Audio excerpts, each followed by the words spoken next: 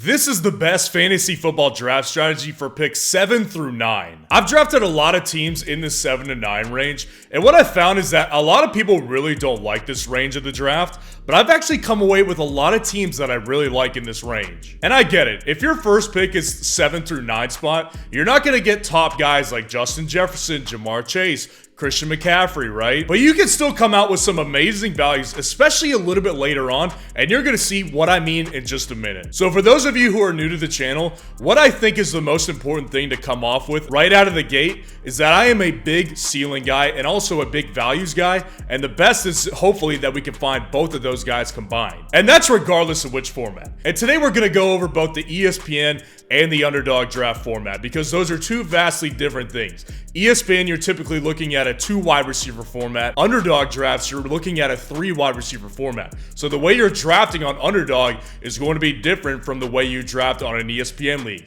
And we're going to go over both of those today. So when you look at last year's data, you see a lot of mid-round guys who were actually league winners last year. And what that tells us is obviously, everybody knows this, it goes without saying, you need to hit on your first pick, your first 2 picks in the draft, right? You can't afford to swing and miss on those first 2 picks, right? But there is a lot of good players still left in rounds 4, 5, 6, 7, 8. A lot of these mid-round guys are becoming league winners now because they have that combination, like I was talking about, of great value and super high ceiling. So let's go ahead and dive into round 1 of your drafts right now. So when we're looking at an ESPN format right now, your guys 7 through 9 are Tyreek Hill, Bijan Robinson, and Derrick Henry. Now in order, here's what I like. I like Tyreek Hill, then Bijan, and then Derrick Henry. I love getting Tyreek Hill, and that's the guy I would be targeting right here because I believe that he has the highest ceiling. And also, I really like some of the running back values that are going later on because right now you're only seeing 9 running backs going inside of the top 23 picks in ESPN leagues right now, which is crazy, right? That's crazy to think about, especially with the importance of fantasy running backs that we've seen over the last decade or so. That is starting to go away. People are starting to recognize that getting a good wide receiver in fantasy football is just ideal at this stage of the NFL because of all the rule changes that are going around that are really opening up the field to a lot more wide receivers having at least 1,000-yard receiving. Tyreek Hill's ceiling is super high here, and I do like Bijan and Derrick Henry personally. Now, the reason that I don't really love getting Derrick Henry here is because Jonathan Taylor is actually picked 13.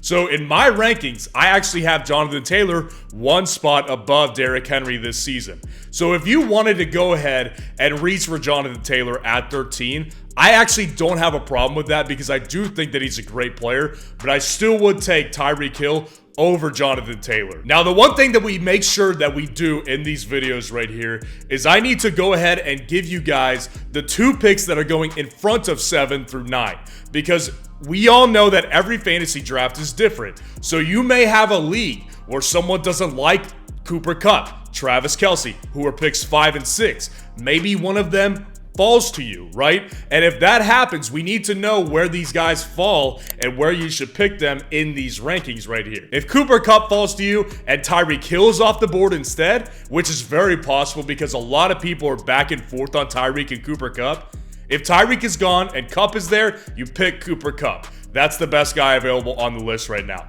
I do not advise people drafting Travis Kelce, and the reason why I've discussed it a lot over videos, but I want to break it down right now just really quick, because when you're looking at Travis Kelce, this is absolutely an ADP question. It has nothing to do with the player he is. We all know he's a fantastic player, but the problem is that I have with Travis Kelce right now is he is being drafted so freaking high, he's going above guys like Tyreek Hill, a guy who outscored him by 20 fantasy points last season and over 1 fantasy point per game. Which guy do you think is more likely to repeat that and build on that? A guy who is going to be 34 in October or a guy who is still clearly in the prime of his career? And not to say that Travis Kelce was losing a step, right? He had his best season in a lot of categories last year. but I think it's a more opportunistic move to get your wide receiver early because these wide receivers are going a lot faster than tight ends, and there are still tight end values that you can get, not on the level of Travis Kelce, but I think you are lowering your ceiling of your team if you pick a guy like Travis Kelce. Now, when you're looking at the underdog board right now instead, you've got Austin Ekeler, Stefon Diggs, and AJ Brown picks 7 through 9. In order, here's the guys I like. I like Stefon Diggs, I like AJ Brown, and I like Austin Ekeler.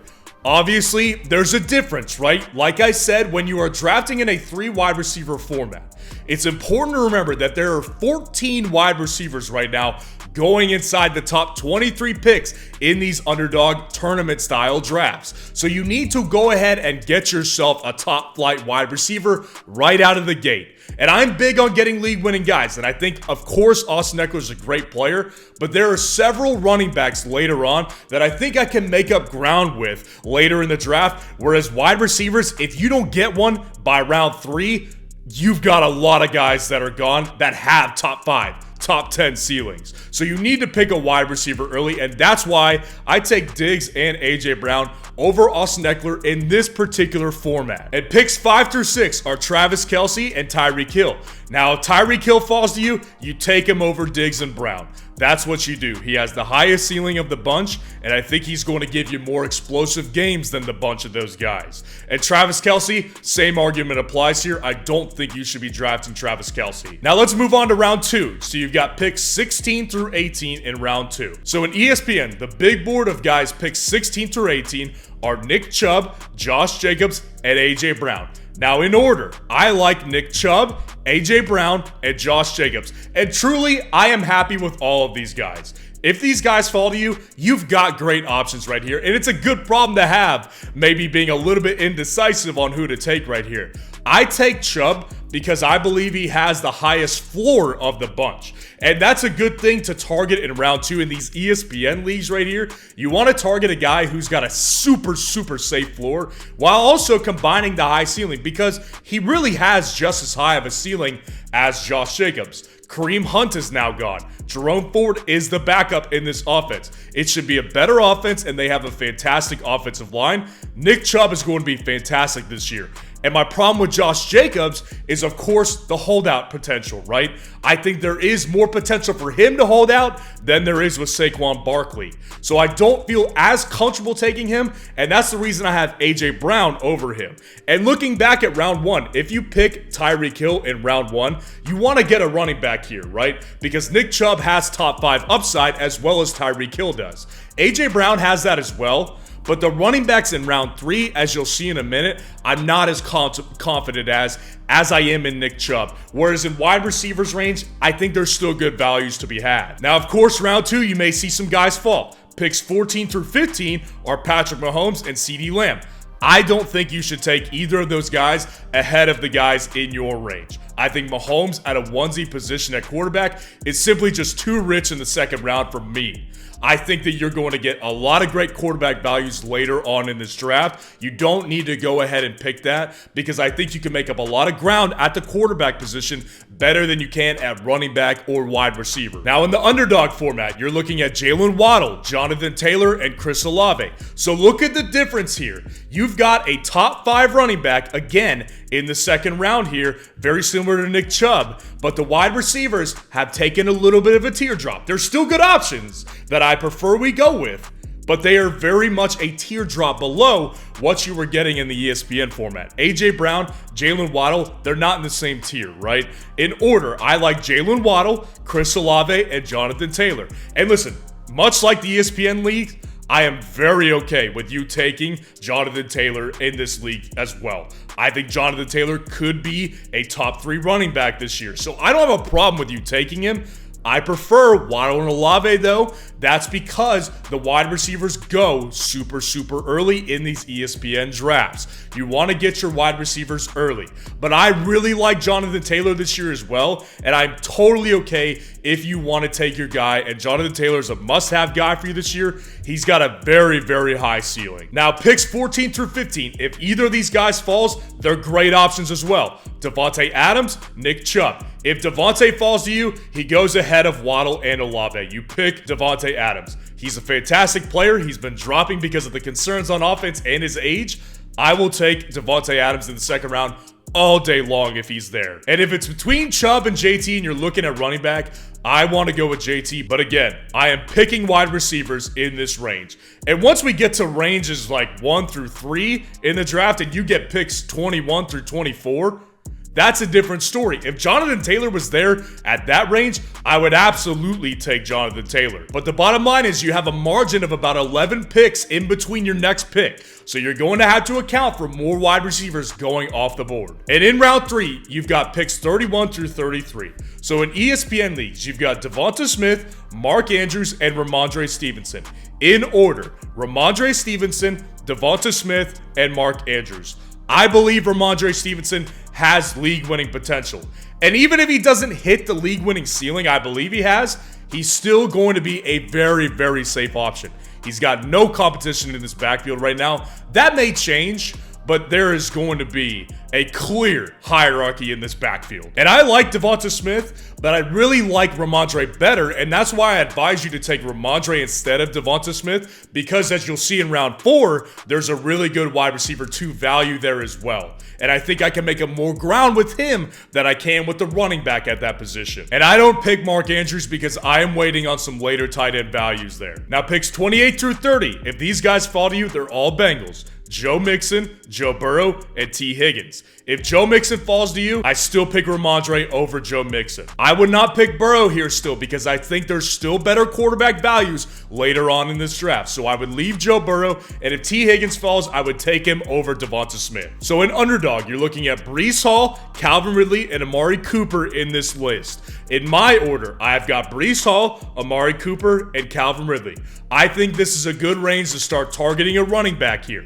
Because Breece Hall, while he may not start out fast because he is still recovering from an ACL tear, he's going to have that late season upside that you want to have in these underdog tournament style drafts. You want to maximize your last 3 weeks in specific. And that's where I believe that Breece Hall will be able to do that for you very, very well. Picks 28 through 30, if any of these guys fall, you've got DK Metcalf, Josh Jacobs, and Mark Andrews. I would personally still pick Josh Jacobs over Breece Hall amidst the contract situation.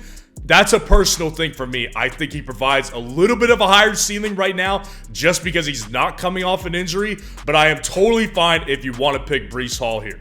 Either way, I think you should be looking at running back in round 3 because those two guys right here have the great value of being a top 5 upside type of guy, especially later on in the season. Now, when we get down to round 4, you've got picks 40 through 42. In ESPN leagues, when we're looking at that, you're looking at TJ Hockenson, Amari Cooper, and Keenan Allen in that range. In my order, it's going to get weird here. I like Amari Cooper, then TJ Hockenson, and then Keenan Allen. Here's my thing about all these guys. I actually like a lot of these guys who are going a couple of spots behind them better than most of them. You've got Dameon Pierce at number 43. You've got George Kittle at 45, and you've got Justin Fields at 48. So here's my thing. So if you want to look back at what we did in rounds 1 through 3, so in rounds 1 through 3, if you got, let's say you got Tyreek Hill, let's say you got Nick Chubb, and let's say you got Rhamondre Stevenson. So you've got 2 running backs and 1 wide receiver in that range. So if you want to go out on a limb and take a Dameon Pierce, I think he has top 10 upside in this season. I really like Dameon Pierce. I don't lean doing that though. And the reason why is because I think it's a good opportunity to get yourself either a wide receiver or a tight end in this slot. Because I think Amari Cooper, like I said earlier, is going to be a very safe wide receiver 2 this season. So I like the prospect of getting a wide receiver 2 or possibly a tight end because a onesie position right here, there are 2 great tight end options in this range. Hockenson and Kittle both have top 3 tight end upside. I personally choose Kittle over Hockenson because I think he has the higher ceiling. But I think Hockenson is a great pick as well. And that's why, as much as I like Pierce, I'm not picking him in this range of drafts because I think that your team is going to be maximized a little bit better if you go with another position other than 3 running backs in the first 4 picks. I think Justin Fields is also a league-winning type of player this year. I've picked him sometimes in ESPN leagues. I've also passed on him. I'm okay passing on him because of the quarterback values later on down the road. Now, picks 37 through 39, the reason I like wide receiver in this range is because Deebo Samuel, Jahmyr Gibbs, and Chris Olave are picks 37 through 39. So if Chris Olave falls to you, that's the guy you want. I would take him over Amari Cooper because I believe he has top 8 to 7 upside in fantasy this season.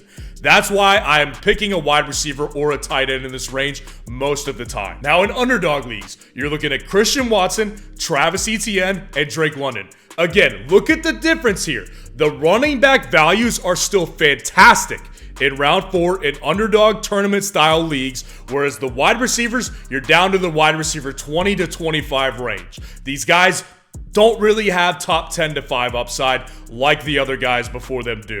Travis Etienne has top 5 running back upside. I know a lot of people are down on him this year. I love Travis Etienne because he's hyper efficient.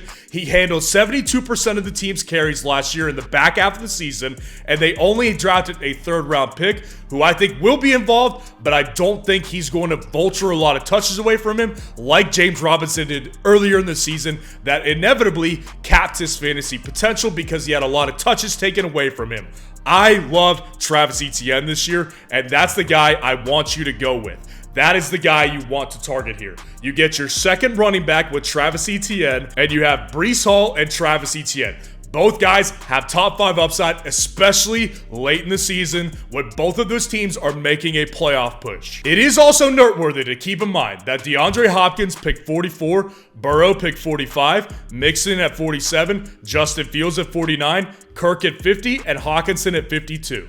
So there is going to be some values here a little bit later on, right? But I still hold strong at Travis Etienne in this range. I have picked a lot of Justin Fields as well, but I want to go after Travis Etienne right now. Now, I know at this time of the year, we're all doing a lot of fantasy drafting right now, right? And sometimes you don't end up in this range. Sometimes you do, sometimes you don't. It's good to get a strategy at each range that you're going at in your drafts. And if you're drafting at picks 10 through 12 and you need to know that draft strategy, click on this video right here.